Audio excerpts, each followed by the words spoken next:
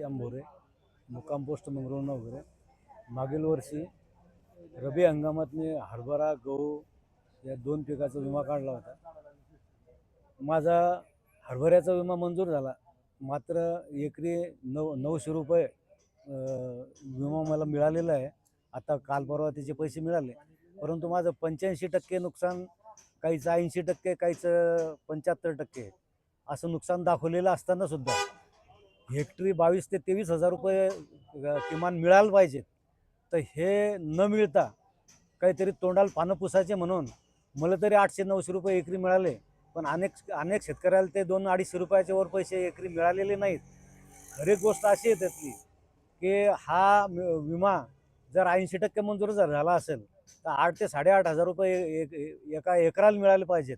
22 ते 23 हजार रुपये हेक्टरी मिळाले पाहिजेत. तसं होताना दिसत नाही.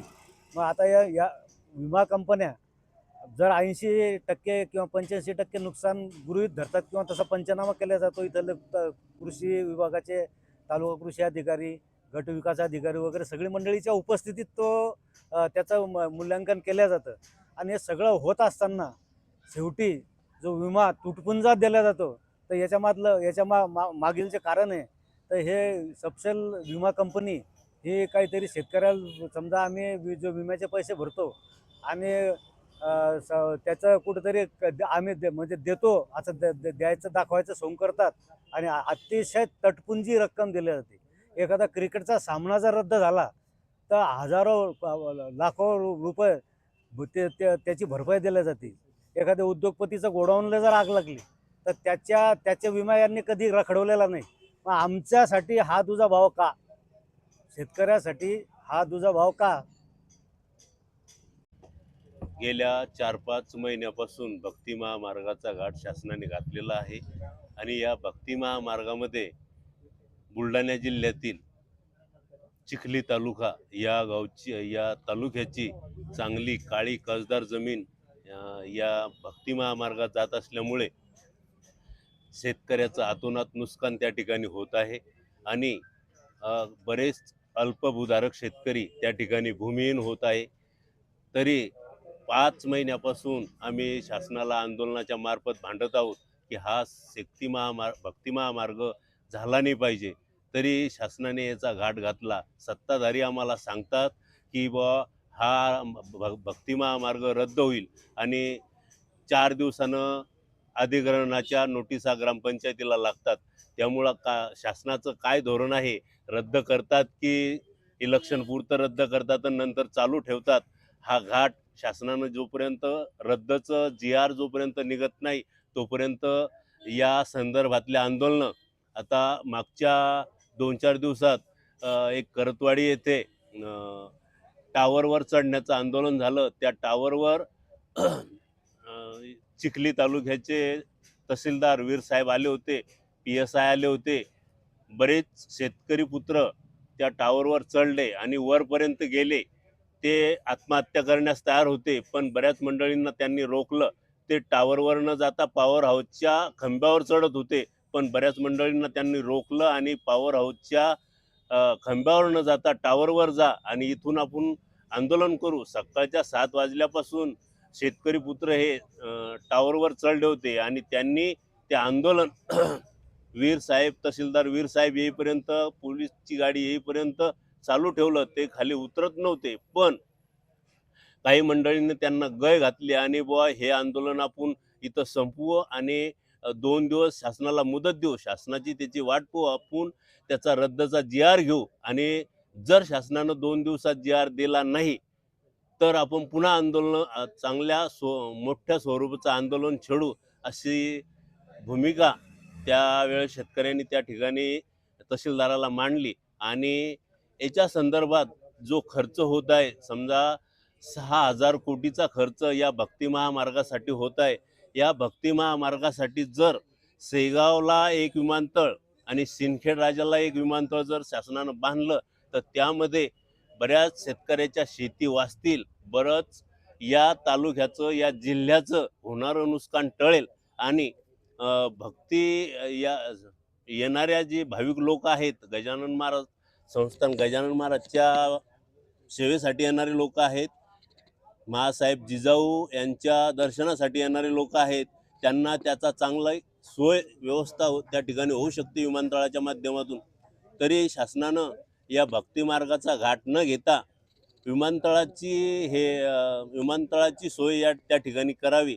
तसेच खामगाव ते जालना रेल्वे मार्ग बऱ्याच दिवसापासून इंग्रजाच्या काळापासून प्रलंबित आहे. आता त्याला चांगली गती आलेली आहे, तर शासनानं हा भक्ती मार्ग रद्द करून त्या रेल्वे मार्गाला जर सुरुवात केली तर शेतकऱ्याची त्याच्यात तयारी आहे आणि तो रेल्वे मार्ग जर झाला तर इतर चांगल्या सोयी त्या ठिकाणी उपलब्ध होतील. बऱ्याच लोकांचे धंदे त्या रेल्वे मार्गावर चालतील, काहीचे बरेच दुकाने त्या ठिकाणी चालतील, काहीचे पंक्चरचे दुकान चालतील. अशा माध्यमातून रेल्वे मार्गाच्या माध्यमातून विमानतळाच्या माध्यमातून शेतकरी पुत्रांना त्या ठिकाणी व्यवसायाचं साधन मिळू शकतं. म्हणून हा भक्ती मार्ग या ठिकाणी कोणताच व्यवसाय चालू शकत नाही. त्याची हाईट जास्त आहे. तो 109 किलोमीटरचा 1009 किलोमीटरचा रस्ता असून रुंदी त्याची 410 फूट आहे. त्यामुळं या भक्ती महामार्गात शेतकऱ्याचं त्या ठिकाणी बरंच नुकसान होत आहे आणि चांगल्या प्रकारची बुलढाणा जिल्ह्यातली शेती या ठिकाणी काळी कसदार बागायती पिकाऊ शेती या ठिकाणी जात आहे. त्यामुळं बुलढाणा जिल्ह्याचं नुकसान आणि होत असल्यामुळं ते वाचवण्यासाठी शासनाने विमानतळाचा विचार करावा असं माझं मत आहे. की एक महत्त्वाची मागणी आहे कर्जमाफी. कर्जमाफीमध्ये नियमाप्रमाणे शासनामध्ये 2001 ते 2017 या काळामध्ये कर्जमाफी लागू करण्याचा निर्णय घेतला होता. परंतु ॲक्च्युअल फडणवीस सरकारनं ती कर्जमाफी 2009 पासून लागू केली 2017पर्यंत आणि त्या छत्रपती शिवाजी सन्मान योजनेमधून आतापर्यंत संपूर्ण महाराष्ट्रामध्ये 6 लाख शेतकरी हे वंचित आहेत. त्याच्यापैकी एक तर बुलढाणा जिल्ह्यातले 50,000 शेतकरी आहेत आणि त्याच्यात जो पुनर्गठनाचे शेतकरी त्यामध्ये 8,000 शेतकरी असे जो 60 ते 65,000 शेतकरी आपल्या जिल्ह्यातले वंचित आहेत. आतापर्यंत शासनानं त्याच्यानंतर दुसरी कर्जमाफी जाहीर केली, त्याच्यामधूनही जो 18 ते 12% लोक वंचित आहेत. अशा पद्धतीने नियमाप्रमाणे ही जर कर्जमाफी झाली असती तर लाखो आपल्या विदर्भामध्ये 33,000 शेतकरी आत्महत्या या 2014 पासून आतापर्यंत झालेल्या आहेत.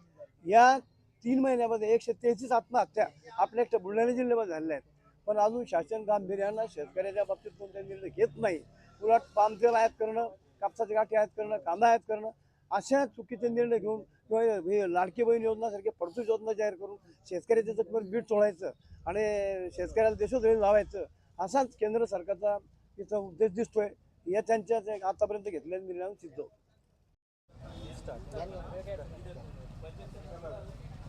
गेल्या 4 दिवसापासून आम्ही चिखली तहसील कार्यालयासमोर पीक विम्याच्या मागण्या घेऊन, त्याचप्रमाणे सिंदखेड राजा शेगाव जो भक्ती मार्ग आहे तो महामार्ग रद्द करावा, त्याचप्रमाणे इतर मागण्या घेऊन आम्ही आंदोलनाला बसलेलो आहे. काल मंत्रालयामध्ये बैठक झाली, कृषी मंत्री महोदयांनी बैठक घेतली आणि जो पीक विमा शेतकऱ्यांना आतापर्यंत मिळायला पाहिजे होता तर त्याची तारीख हे वाढून आली, म्हणजे 31 ऑगस्टला पीक विमा पडतील असं हे सांगत आहे. मला यांना एकच सांगायचं आहे की अरे बाबा, शेतकरी गेल्या 2 ते 3 महिन्यापासून सातत्याने पीक विमा मागतोय, त्यांच्या खात्यावर पीक विमा अद्यापपर्यंत पडला नाही आणि तुम्ही तिथं जाता, बैठका घेता, परंतु पीक विमा कंपनीवर गुन्हे दाखल करायची ताकीद देऊन त्यांच्याकडून तात्काळ पीक विमा टाकून घ्यायचा, तर तो पीक विमा हे टाकून घेत नाहीत. मुद्दाहून वेळ काढू धोरण हे सर्व शासनकर्ते राबवत आहेत. आता निवडणुका तोंडावर आलेल्या आहेत. निवडणुकीच्या तोंडावर यांना शेतकऱ्यांना पैसे टाकायचे की काय असं आम्हाला वाटतं आहे. आम्ही आंदोलनाला बसलो, आम्हाला कुठलंही श्रेय नको आहे, आम्हाला शेतकऱ्यांच्या खात्यावर पैसे पडले पाहिजेत, हीच आमची प्रामुख्याने मागणी आहे. सिंदखेड राजा ते शेगाव भक्ती महामार्गासाठी गेल्या 2 ते 3 महिन्यापासून सातत्याने शेतकरी विरोध करत आहेत. अधिवेशन काळात मुख्यमंत्री महोदय म्हणाले होते की शेतकऱ्यांचा जर विरोध असेल तर आम्ही हा महामार्ग रद्द करू, काल परवा आमच्या चिखली तालुक्यामध्ये शेतकऱ्यांनी जीव घेणं आंदोलन केलं. शेतकरी टावरवर चढले आणि भक्ती महामार्ग करा म्हणून त्यांनी महामार्ग रद्द करा म्हणून त्यांनी नारे दिले होते. मुख्यमंत्री महोदय यांना आणखी कुठला तीव्र विरोध हवा आहे? गेल्या 4 दिवसापासून आम्ही भक्ती महामार्गाच्या मागण्या असतील, पीक विम्या संदर्भातील मागण्या असतील, या मागण्या घेऊन आम्ही इथं बसलेलो आहे. परंतु प्रशासन असेल किंवा शासन स्तरावरून कसल्याही आमच्या आंदोलनासंदर्भात कुठल्याही उपाययोजना केल्या जात नाहीत. कुठलीही ठोस उपाययोजना करून शेतकऱ्यांना पीक विमा मिळत नाही किंवा भक्ती महामार्गासंदर्भात सुद्धा कुठलाही निर्णय घेतला जात नाही. नुसतं सांगितलं जातं की बाबा आता भक्ती महामार्ग होणार नाही, परंतु कसलाही शासन निर्णय निघत नाही. आपण बघितलं असेल 1 ते 2 आठवड्यामध्ये वेळीत दररोज शासन निर्णय निघतात, परंतु आमच्या भक्ती महामार्गासंदर्भात साधं पत्रसुद्धा अद्यापपर्यंत रद्द झाल्याचं निघालं नाही. आमची शासनकर्त्यांना कळकळीची हात जोडून पाया पडून विनंती आहे की बाबा हो, आमच्या ज्या 12 मागण्या आहेत त्या मागण्या तुम्ही तात्काळ मान्य करा. जोपर्यंत आमच्या मागण्या पूर्ण होत नाही किंवा पीक विमा शेतकऱ्यांच्या खात्यावर पीक विमा मिळत नाही किंवा पीक विमा कंपनीवर गुन्हे दाखल होत नाही, तोपर्यंत आमचं हे अन्नत्याग आंदोलन असं सुरू राहणार आहे.